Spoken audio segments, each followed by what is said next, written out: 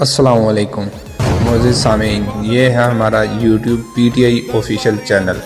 ہم لاتے ہیں پی ٹی آئی نیوز، جو اعجاز چوہدری صاحب، زبیر نیازی، شراج چیمہ، خالد محمود کمبو کی سپورٹ سے بنایا گیا ہے۔ اگر آپ نے ہمارا چینل سبسکرائب نہیں کیا تو سبسکرائب کر کے بیل آئیکن کو دبا دیں۔ شکریہ۔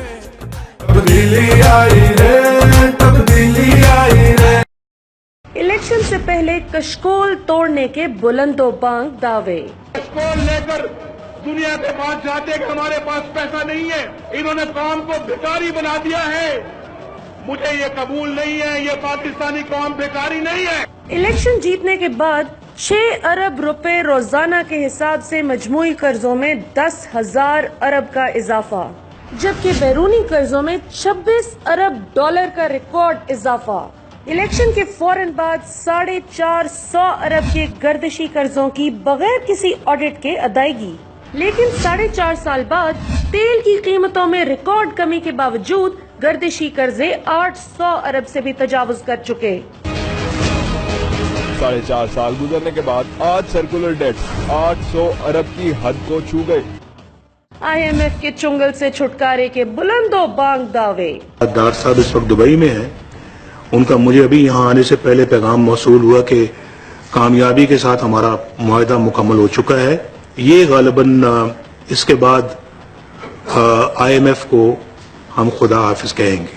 اور اب ایک بار پھر IMF سے قرضے کی درخواستیں کی جا رہی ہیں اور ان کے کہنے پر ڈالر کی قیمت بڑھائی جا رہی ہے۔ ڈالر کی قیمت کو پڑ لگ گئے، قیمت میں 4.5 روپے اضافہ ہو گیا، جس کے بعد قیمت 109 روپے 60 پیسے ہو گئی۔ اور ملکی اداروں کی بحالی اور مضبوطی کے دعوے۔ قومی اداروں کو ملکی وقار کا آئینہ بناتے ہوئے انشاءاللہ انہیں منافع بخش اداروں میں ڈھالا جائے گا۔ ہم ان اداروں کی تشکیل نو اور بحالی سے 500 ارب روپے سالانہ خسارے پر قابو پائیں گے، جبکہ حقیقت کچھ یوں ہے۔ مسلم لیگ نون نے 2013 میں جب حکومت سنبھالی تھی، اس وقت PIA، اسٹیل ملز، وابڈا اور دیگر نیشنل کارپوریشنز، ان پر 312 ارب روپے واجب الادا تھے، جو مارچ 2017 میں اب سے 2 ماہ قبل کے اختتام تک 300% اضافے سے 964 ارب روپے ہو چکے ہیں۔ نون لیگ نے چھوٹا کشکول توڑ کر اس سے بھی بڑا کشکول پکڑ لیا ہے۔ یہ ہے نون لیگ کا خوشحال پاکستان۔